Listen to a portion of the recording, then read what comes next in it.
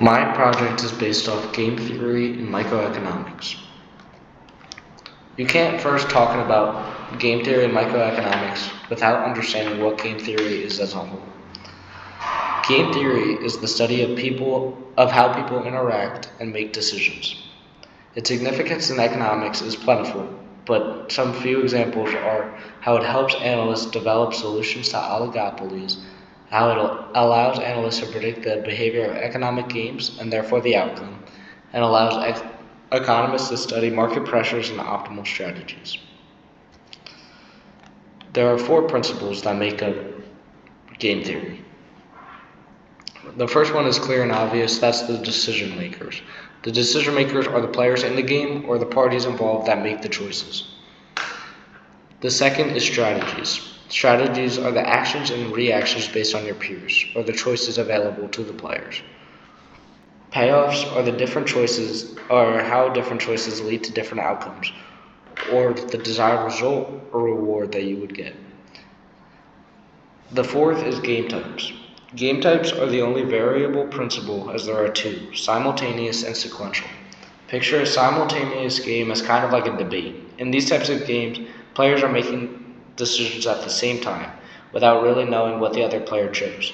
In a debate, you can prepare all you want for all the different directions things can go. But once you get out there, you're kind of on your own and you have to think on your feet. Sequential games are way more like a chess match. You can openly see what your opponent is doing or thinking and have time to play against it. There is something called the Nash equilibrium though. The Nash equilibrium is when both players in a game choose the optimal action in order to maximize their payoff. The most famous example of this occurs in The Prisoner's Dilemma. The Prisoner's Dilemma is a hypothetical thought experiment where the police capture two guys who committed a crime together and hold them in separate rooms where they couldn't communicate for questioning. The cops then tell each of them that if they sell out the other one, then they would get 1 year and the other would get 10. If they both sold each other out, they both get 5 years, and if they both stayed silent, then they would both get 2 years. The Nash equilibrium here would be if they both stayed silent because that would result in the least amount of total jail time, which is 4 years. A real-life example of this lies within the Organization of the Petroleum Exporting Countries, or OPEC for short. OPEC kind of has an oligopoly over the worldwide oil market. If the countries in this group are ever facing a revenue slump, they can all work together in order to drive prices up by cutting production, which would be the Nash equilibrium. However, the Nash equilibrium is somewhat rare to be achieved. People are naturally greedy and are oftentimes willing to sacrifice others for their own personal gain. Like if you go back to the prisoner's dilemma, it's been said that prisoners would oftentimes give up the other guy in order for them to get out in half the time. Some real-world examples of game theory are present in every field. From an economic standpoint, issues like antitrust policies use game theory by looking at relationships between companies in a market to find any examples of price fixing, collusion, price discrimination, or anything like that. Also, in spectrum licensing auctions, they use game theory to format it in a way to increase competitive bidding and forcing the bidders to not collude. Or programs that match new doctors to hospitals. They find the most stable market for the student doctor by straight up asking where they want to be placed. This disfavors hospital, but it allows doctors to be able to get their ideal job if they use their optimal strategy and just tell the truth. Computer scientists use game theory when developing new algorithms or AI so they can make it the most realistic, authentic, and human-like experience when being used. Military strategies use it all the time. It was a key theme in Sun Tzu's The Art of War, how you have to base and change your strategy according to your opponent, or based on your opponent. Especially now with all of the nuclear weapons, handling conflicts without assuming mutually assured destruction, you really have to limit yourself in order to limit damage to the whole world, but still find a way to get what you want out of the conflict. It's also very common in sports. Games like football, where every play call should impact the next.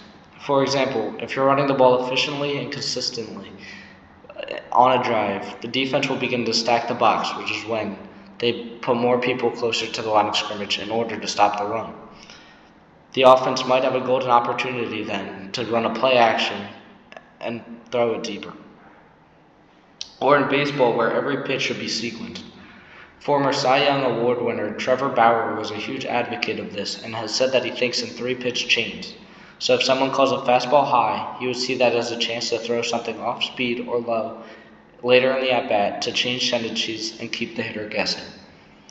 Lastly, biologists use game theory to figure out how certain animals cooperate with other animals or how humans view them in order to find out which animals become officially endangered. Now, because this is a microeconomic class, I've assembled some more examples.